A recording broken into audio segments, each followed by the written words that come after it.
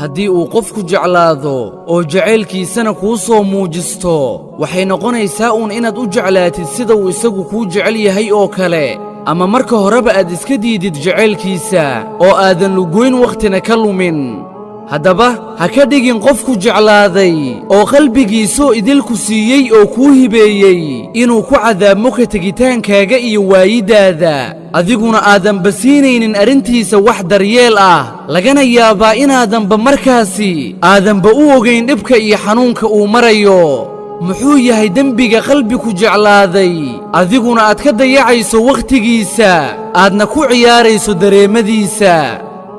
keliya qaacido ahaan u qaado hadalkani adduunyadu waa wareegto haddii aad adigu maanta dhaawacdo qalbi si dhaba kuu jecel oo aad ku ciyaarto waxaa imaan doonta maalin aad jeclaan doonto shakhsi kadibna uusan qofkaasi wax qiimo iyo qadarin ah uusan siin doonin adiga jacaylkaaga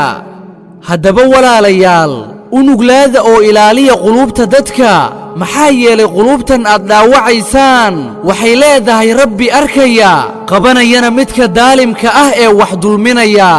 naxariistii nabadgelye xagga alle ka ahaatay dushiina ha ahaato walaalahayow